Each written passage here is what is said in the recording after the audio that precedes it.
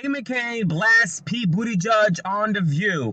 Hi, welcome to JOA. If you're new to my channel, please click subscribe and click the bell button so you'll be the first to know when I upload. Watch this clip and I'll come back with my opinion. Big shakeup apparently in the Democratic playing field, according to the latest Iowa poll. They're saying Mayor Pete has surged 16 percentage points, making him the #1 candidate at this moment. Now, as we know, this is going to keep, people are up, then they're down, then they're sideways, then they're in, then they're out, then everybody's mad.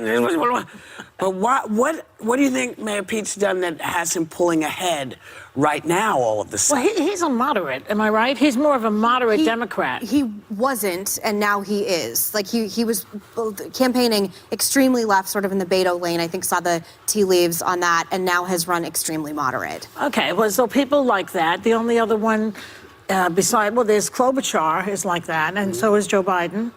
People are excited about Buttigieg. He's fresh, he's new, he's gay.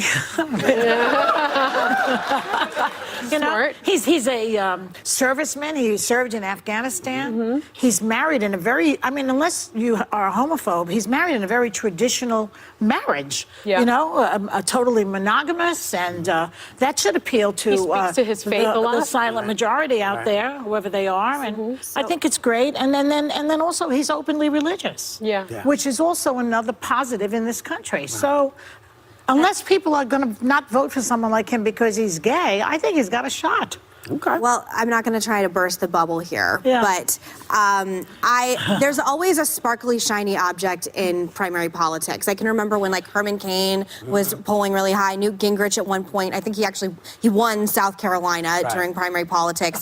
So he did. I'm just saying. So there's always there's always a bright, shiny candidate. Howard Dean, and then infamously yelled whatever. My problem with Mayor Pete right now, for a few different reasons, is I don't know if we'd be talking about a candidate who was polling at 0 or 1% with white voters, the way we are talking about candidate who is polling with 1% with black voters. He has a serious problem and blind spots with the African-American community. He came out with his Douglas plan over the weekend, and some black leaders that were on the menu never actually supported the plan. Others weren't black at all, and a stock photo used featured a Kenyan woman and her child right here. This is very sloppy, and it's very disrespectful. So again, he may be doing very well in Iowa. It doesn't really matter until you get to New Hampshire and South Carolina. What was wrong with that picture exactly? Those aren't real people that supported him. Well, they're real people, but they're not American. They're here. They're real people. They're not African American. They're African. It's stock photo, so I understand that. I've the said image this was a lot. It was done by a low-level staffer. I've said not this him. often about Pete, Mayor Pete. I like him. I like some of the things that he has to say, but he has had a problem historically in South Bend, where he is the mayor, with the African American community. I went to law school in South Bend, have gone back there several times, spent a lot of time in that community. He is not embraced by the black community. He's had as much as he should, because he is somewhat popular there. But is that an open and shut case? Well, I think if you're polling at 1% at this point, it's much lower than Trump. Anywhere, whatever that's worth. It's problematic. And I asked him some questions when he was on our show via satellite about the gentrification issue that was going on in South Bend. I don't think he had a great answer for it. And he didn't really have a great answer for reparations when I asked him. He didn't have a lot great answers for a lot of the issues that face the African-American community. And with this rollout of the Douglas plan, which was supposed to be addressing the African-American community, he rolled it out in a very sloppy way. But he didn't do it. A low-level staffer did it. But your staff is... I get that. They're proxies. How can you say that people are endorsing you and they're not? The one thing I will say that's positive about this for me is that Governor John Bel Edwards just won re-election in Louisiana, and he's a pro-gun, anti-abortion Democrat. So the idea that there's not a lane for moderate Democrats is shown, at least in this election, that's not true, that there is a lane for moderate Democrats across the country. And there are a lot showing that. Do I think Mayor Pete is going to be the Democratic nominee? Absolutely not. But didn't this guy in Louisiana... Because you can't become president with no black support across the country. It's ridiculous. I know that. That's right.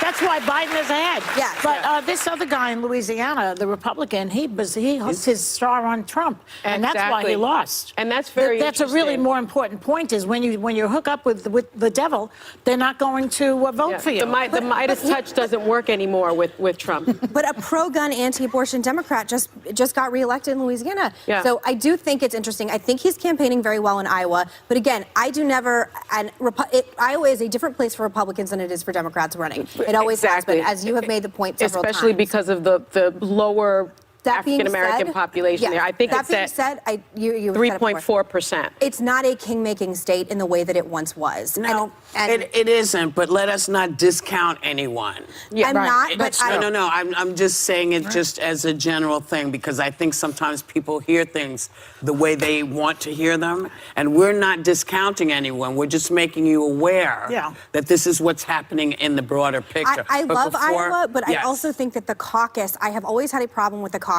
in general because I don't think the caucus is the same as a primary. And I do believe that once you get the momentum rolling in New Hampshire, historically, it always makes a difference. And again, there are many candidates that have won Iowa handily and never come close to the presidency. Rick Santorum. I have a legal note. Yes, you do. Okay, Buttigieg's campaign confirmed to the Washington Post that the photo of the Kenyan woman was no longer on the website, noting that it had been taken down in September during an update to the page. A contracting firm had chosen the stock image while building the site without knowing that it was taken in Africa, according to the campaign. I actually agree with Meghan McCain on this point, and essentially I don't even think she brought up this point, but if you are the mayor, and I'm talking about Pete Buttigieg, if you are a mayor in the city and you are getting backlash by the community, the African-American community, why the hell do you think you can be the president of the United States and handle not a community, but the whole African-American population in the United States of America?